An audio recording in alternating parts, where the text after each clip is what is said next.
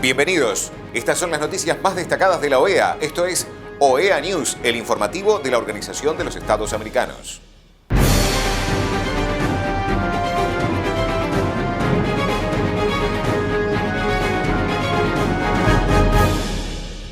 Es momento de compartir los títulos de las noticias más importantes que vamos a estar brindando a ustedes.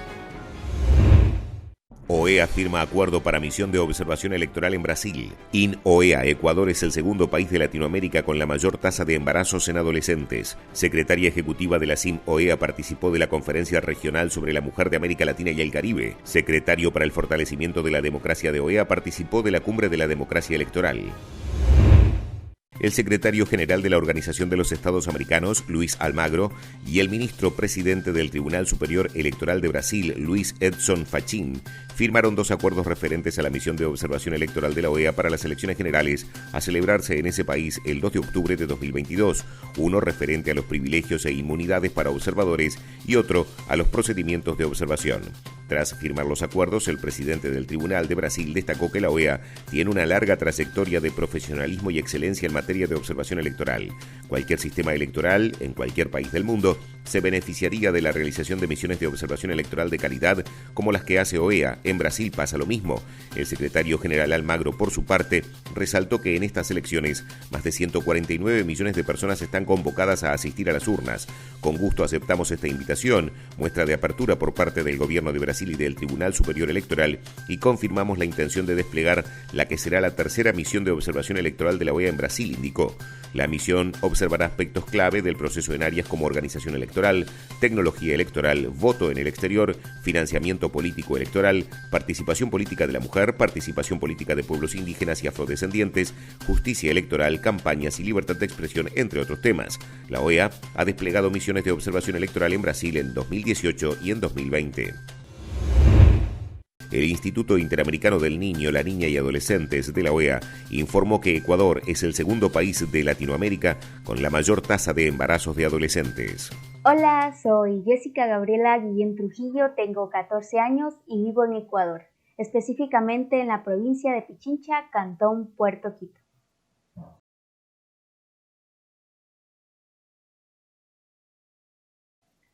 Ecuador es el segundo país de Latinoamérica con mayor tasa de embarazo en adolescentes, según el Fondo de Población de las Naciones Unidas, UNFPA.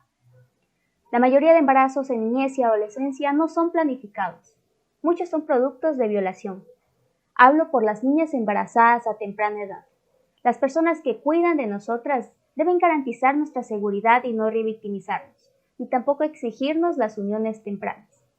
Con esta introducción, quiero decir que miles de embarazos son provocados por la falta de información y acceso a la misma, y por los tabúes persistentes que hay en la sociedad.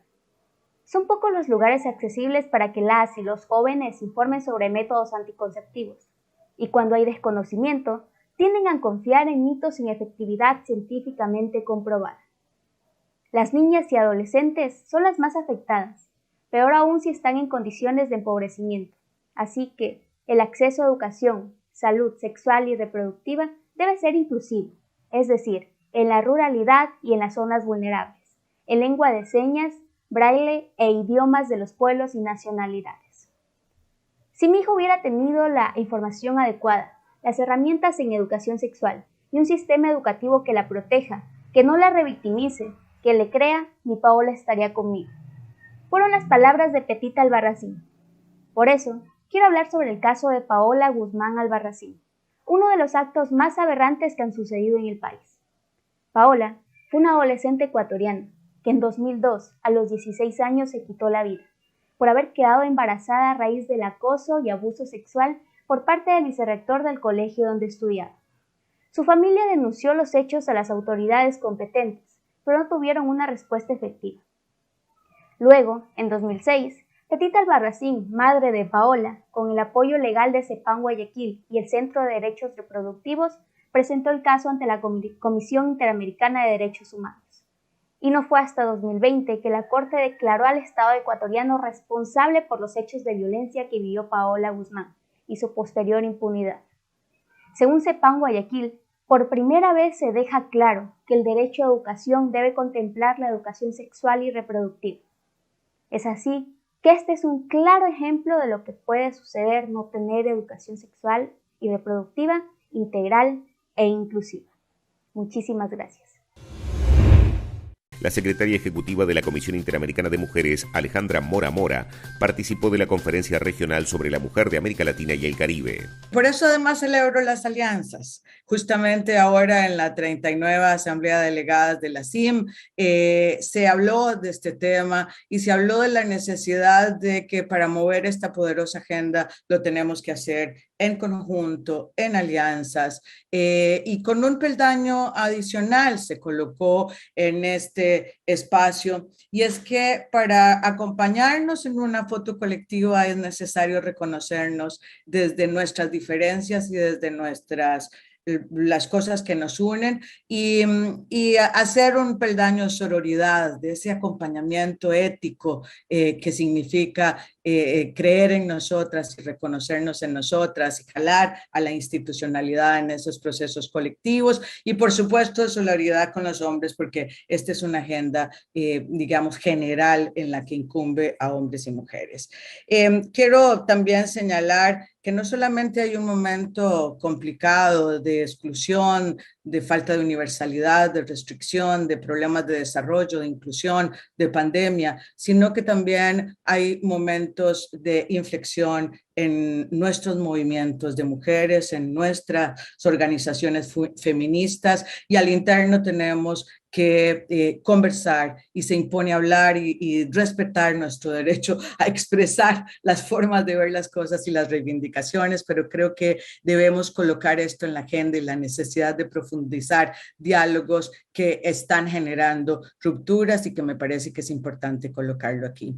Quiero además señalar que hay una agenda muy poderosa que nos ha venido uniendo en este último tiempo y que tiene que ver con lo que nosotras hemos venido denominando como la cuarta ola feminista, porque es la que está generando una agenda absolutamente disruptiva que viene a irrumpir en la segmentación sexual del trabajo que nos migraron a lo público y lo privado con diferentes valoraciones y connotaciones y tiene que ver con la reivindicación del bienestar, el cuidado y en esa dimensión individual de los cuidados, la reivindicación de que las mujeres lo hemos venido haciendo y en esa dimensión de colectiva de la interdependencia de la humanidad, de los seres humanos, tiene un valor importantísimo porque es colocar lo colectivo, la interdependencia, el bienestar, lo universal en un discurso donde ha venido prevaleciendo lo individual. Y eso me parece que es absolutamente hermoso en estos tiempos y que tiene que ver con una transformación absolutamente estratégica. Quiero en ese sentido, y muchas personas lo han mencionado, pero no puedo dejar de decir lo que significa para las mujeres reconocerles el trabajo que han venido haciendo milenariamente en el cuidado, la ruptura de que a eso le llamemos trabajo, que transforma bienes, servicios, que transforma el mundo y que eso sea reconocido como trabajo es un reto también. El derecho a ser cuidadas, el derecho al autocuidado, a colocar nuestra vida, nuestro cuerpo, la dimensión de las horas, la inversión que queremos hacer en las personas como un tema importantísimo. El hecho de traer otros actores a la mesa y colocar a los hombres en esta reflexión y entonces también generar derechos como las licencias y otra serie de elementos y por supuesto otros actores como las empresas privadas y aquí de nuevo la palabra alianza aparece como un derrotero importante para poder hacer alianzas público-privadas que permitan avanzar esto. Cuando hablamos también de este tema, es necesario reconocer la necesidad de la articulación en mecanismos de gobernanza que nos permitan mirar cómo se puede articular y potenciar los presupuestos, hacerlo con estándares adecuados, integrar a todas las poblaciones que lo requieran y no seguir haciéndolo de una manera dispar. Y esto es parte de lo que queremos aportar en el marco de una ley modelo sobre cuidados y que seguiremos profundizando en el tema de los marcos normativos porque nos parecen que son estratégicos y que vienen, digamos, a generar una serie de coerción y mandatos a los estados en los temas que estamos tratando de colocar. El secretario para el fortalecimiento de la democracia de OEA, Francisco Guerrero, participó de la cumbre de la democracia electoral. El equipo que dirigen mi colega y amigo Gerardo de Icaza del DECO ha cumplido ya hemos llegado a más de 300 misiones de observación electoral en la historia de la OEA. Recientemente, al completarse también la misión en Grenada, hemos llegado ya a 301 y se dice fácil, pero mantener un programa de observación electoral independiente, autosustentable, es algo de lo que nos debemos sentir orgullosos. Solo para dar un poquito de numeralia para sustentar lo que estoy diciendo, en las Américas, en este último ciclo de 2020-2022, se han realizado comicios en 13 países durante 2020. En el 2021 se efectuaron 25 comicios en 17 países y finalmente terminaron electorales. Cada vez que se ataca un órgano electoral en la región sin fundamentos o solo como parte de una estrategia política, la democracia sufre. Y sufre porque el árbitro es, al final de cuentas, el único que tiene las facultades legales, constitucionales, reglamentarias para poder dirimir el conflicto político. Y esto es importante recalcarlo.